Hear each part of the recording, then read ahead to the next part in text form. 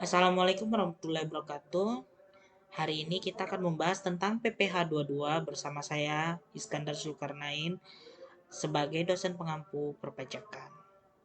Adapun dasar hukum dari pasal 22 Undang-Undang PPH yaitu KMK nomor 254 garis miring KMK titik 03 garis miring 2001 tentang penunjukan pemungutan pajak penghasilan pasal 22, sifat dan besarnya pungutan serta tata cara penyetoran dan pelaporannya, STD TD PMK nomor 210 garing PMK titik 03 garing 2008. KMK nomor 254 garing KMK titik 03 garing 2001 tentang penunjukan pemungutan pajak penghasilan pasal 22, sifat dan besarnya pungutan serta tata cara penyetoran dan pelaporannya, STD TD PMK nomor 210 garing PMK titik 03 garing 2008 sampai dengan 31 Agustus 2010. Adapun dasar hukumnya bisa dilihat sebagai berikut. Dan ini juga adalah dasar hukumnya. Pemungutan PPH pasal 22. Di sini pemungutan PPH pasal 22, Bank Devisa dan Direktorat Jenderal Bea dan Cukai atas A. Impor barang dan B. Ekspor komoditas tambang batubara, mineral logam dan mineral bukan logam yang dilakukan oleh eksportir, kecuali yang dilakukan oleh wajib pajak yang terikat dalam perjanjian kerjasama perusahaan pertambangan dan kontrak karya. Bendahara pemerintah dan kuasa pengguna anggaran atau KPA sebagai pemungut pajak pada pemerintah pusat, pemerintah daerah, instansi atau lembaga pemerintahan dan lembaga-lembaga negara lainnya berkenaan dengan pembayaran atas pembelian barang. Ketiga, bendahara pengeluaran berkenaan dengan pembayaran atas pembelian barang yang dilakukan dengan mekanisme uang persediaan atau UP. Yang keempat, kuasa penggunaan anggaran atau KPA atau pejabat penerbit surat perintah membayar yang diberi delegasi oleh kuasa pengguna anggaran atau KPA berkenaan dengan pembayaran atas pembelian barang kepada pihak ketiga yang dilakukan dengan mekanisme pembayaran langsung atau LS. Kelima, badan usaha tertentu meliputi badan usaha milik negara, yaitu badan usaha yang seluruh atau sebagian besar modalnya dimiliki oleh negara melalui penyertaan secara langsung yang berasal dari kekayaan negara yang dipisahkan. Badan-badan usaha dan badan usaha milik negara yang merupakan hasil dari restrukturisasi yang dilakukan oleh pemerintah dan restrukturisasi tersebut dilakukan melalui pengalihan saham milik negara kepada badan usaha milik negara lainnya. Dan yang C, badan usaha tertentu yang dimiliki secara langsung oleh badan usaha milik negara meliputi ini adalah nama-nama PT BUMN-nya. Berkenaan dengan pembayaran atas pembelian barang dan atau bahan-bahan untuk keperluan kegiatan usahanya. Yang keenam, badan usaha yang bergerak dalam bidang usaha industri semen, industri kertas, industri baja, industri otomotif, dan industri farmasi atas penjualan hasil produksinya kepada distributor di dalam negeri. Yang ketujuh, agen tunggal pemegang merek atau ATPM, agen pemegang merek APM, dan importir umum kendaraan bermotor atas penjualan kendaraan bermotor di dalam negeri, produsen atau importir bahan bakar minyak, bahan bakar gas, dan pelumas atas penjualan bahan bakar minyak, bahan bakar gas, dan pelumas, badan usaha industri atau eksportir yang melakukan pembelian bahan berupa hasil kehutanan, perkebunan, pertanian, peternakan, dan perikanan yang belum melalui proses industri manufaktur untuk keperluan industrinya atau ekspornya. Dan selanjutnya ada badan usaha yang melakukan pembelian komoditas tambang batubara, mineral logam, dan mineral bukan logam dari badan atau orang pribadi pemegang izin usaha pertambangan. dan badan usaha yang melakukan penjualan emas batangan di dalam negeri. Ini adalah jenis PPh pasal 22, di mana PPh pasal 22 bendaharawan dan BUMN atau BUMD, pemungut pajak wajib memungut PPh 22 sebesar 1,5% dari harga pembelian barang, kecuali untuk transaksi tertentu. Dan untuk PPh pasal 222 impor, PPh pasal 22 impor, DJBC, Direktorat Jenderal Bea Cukai dan Bank Devisa wajib memungut PPh 22 atau impor barang kecuali yang mendapat fasilitas pembebasan dan memperoleh SKB. PPh pasal 22 atas produk tertentu yaitu semen, rokok, kertas, baja, dan otomotif, BBM jenis premix, super TT, dan gas, hasil perhutanan, perkebunan, pertanian, dan perikanan. Adapun jenis kegiatan untuk impor barang, di sini barang A, barang tertentu sebagaimana tercantum dalam lampiran 1 PMK 34-PMK.010-2017 dengan atau tanpa menggunakan angka pengenal impor atau API. Dan tarif bagi wajib pajak ber-NPWP yaitu 10% dari nilai impor dan sifatnya tidak final. Untuk yang B, barang-barang tertentu lainnya sebagaimana tercantum dalam lampiran 2 PMK 34 PMK.010-2017 dengan atau tanpa menggunakan API dikenakan tarif 7,5% dari nilai impor dan sama sifatnya adalah tidak final. Sedangkan yang C, barang berupa kedelai, gandum, dan tepung terigu sebagaimana tercantum dalam lampiran ketiga PMK sama 34 PMK titik 010-2017 yaitu dikenakan tarif 0,5% dari nilai impor. Tarif saat berutang, penyetoran, dan pelaporan. Yang kedua, selain barang tertentu dan barang tertentu lainnya sebagaimana dimaksud pada huruf A dan B serta C yang menggunakan API dikenakan 2,5% dari nilai impor. Yang E, barang sebagaimana dimaksud pada huruf C dan huruf D yang tidak menggunakan API maka dikenakan tarif 7,5% dari nilai impor. Sedangkan untuk yang F yang tidak dikuasai barang impor yang dilelang DJBC 7,5% dari harga jual lelang. Ekspor komoditas tambang batu bara mineral logam dan mineral bukan logam sesuai uraian barang dan pos tarif harmonized system atau HS sebagaimana tercantum dalam lampiran 4 PMK 34-PMK.010-2017 oleh eksportir kecuali yang dilakukan oleh wajib pajak yang terikat dalam perjanjian kerjasama pengusahaan pertambangan dan kontrak karya dikenakan 1,5% dari nilai ekspor.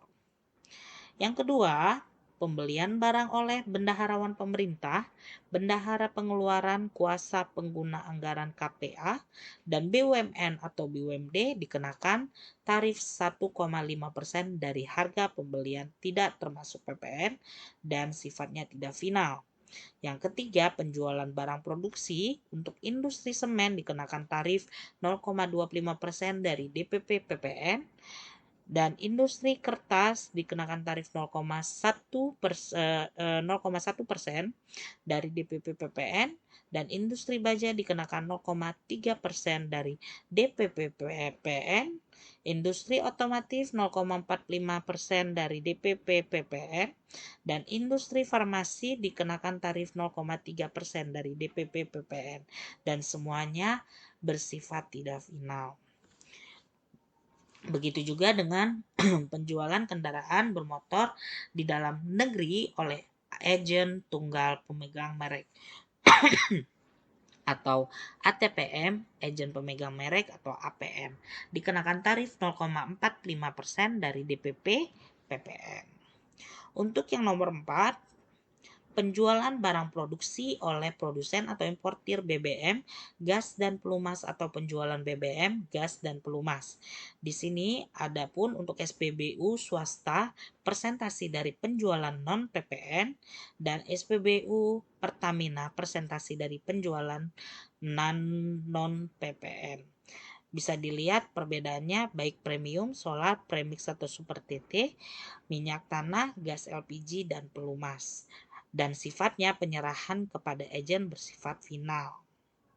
Oke, untuk pembelian bahan-bahan berupa hasil kehutanan, perkebunan pertanian, peternakan, dan perikanan yang belum melalui industri manufaktur oleh badan usaha, industri atau eksportir yang bergerak dalam sektor kehutanan, perkebunan, pertanian, peternakan, dan juga perikanan dikenakan tarif 0,25% dari harga pembelian tidak termasuk PPN dan sifatnya tidak final.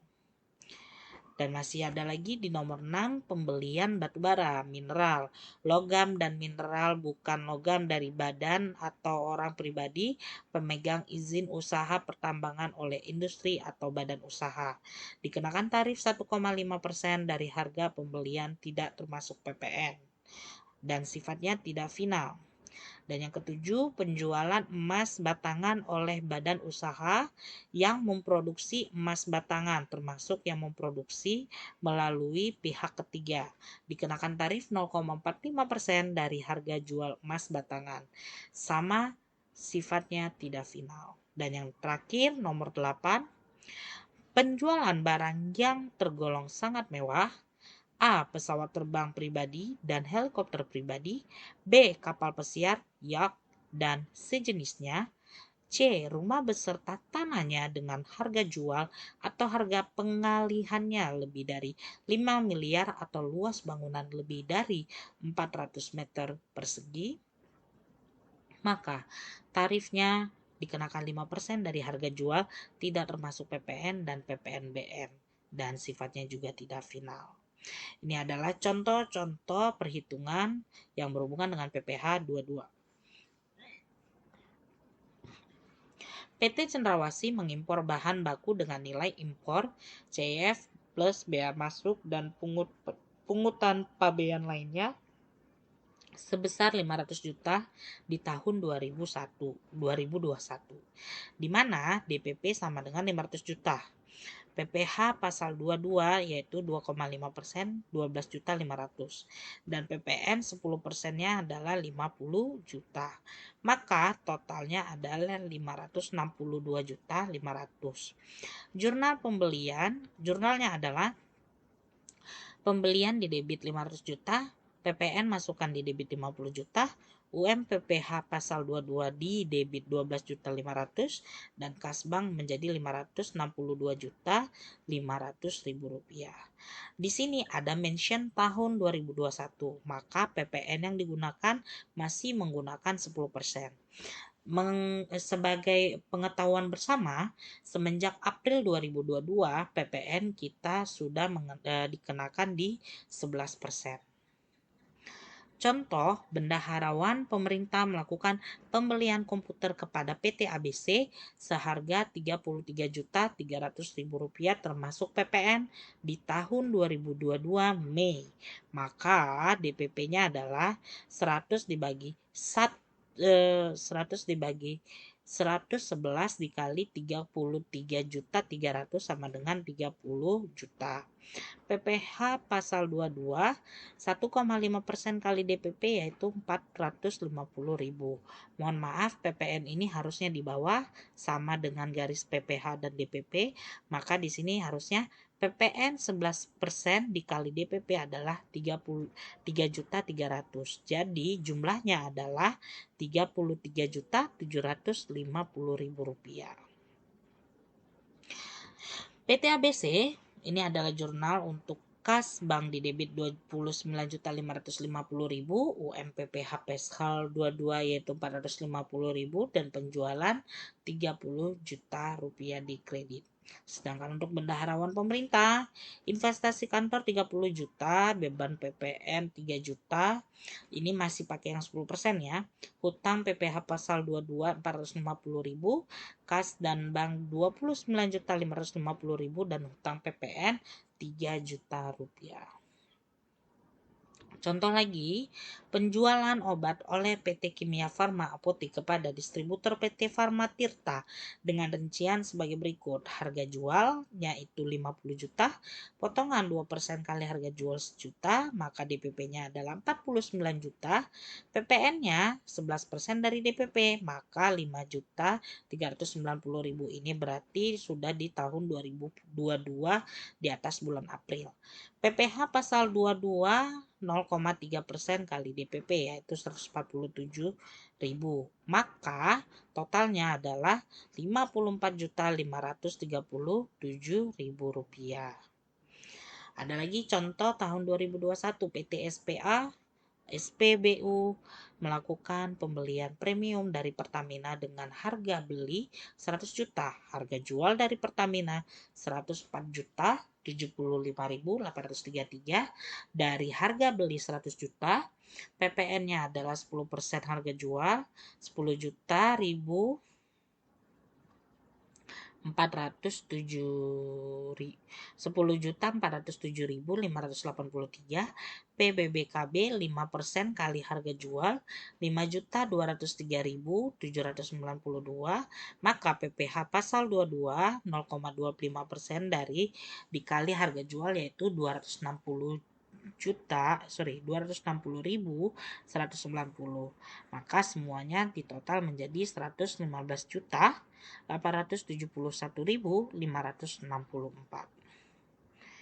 Ada contoh lagi untuk ATPM, Toyota menjual kendaraan kepada PT Kusuma Bangsa dengan rincian 700 juta yang terdiri dari harga jual PPN-nya 11%, itu pakai DPP berarti 700 jutanya, berarti PPN-nya adalah 77 juta, PPN BM 20% berarti 140. Oke, 140 juta, PPh pasal 22 0,45%-nya adalah 3.150. Maka jumlah yang harus dibayarkan adalah 920.150.000. Ada lagi untuk contoh, PT Elok Property melakukan penjualan apartemen kepada PT Wahana Mandiri seharga 10 miliar. Atas transaksi ini, kewajiban perpajakan PT Elok Property di samping memungut PPN, juga memungut PPN BM dan PPh 22, di mana harga jualnya 10 miliar, PPN 11%-nya adalah 1,1 miliar 100 juta, PPN BM-nya adalah 2 miliar, PPh pasal 22 5%-nya adalah 500 juta. Maka total adalah 13 miliar 600 juta. Sanksi tidak ber-NPWP. Pemungutan PPh pasal 22 yang ditetapkan terhadap wajib pajak yang tidak memiliki NPWP lebih tinggi 100% daripada tarif yang diterapkan terhadap wajib pajak yang dapat menunjukkan NPWP. Berlaku untuk pemungutan PPh pasal 22 yang bersifat tidak final. Pengecualian PPh pasal 22 ini bisa dilihat sendiri. Ada banyak, nanti bisa dibaca lebih lanjut.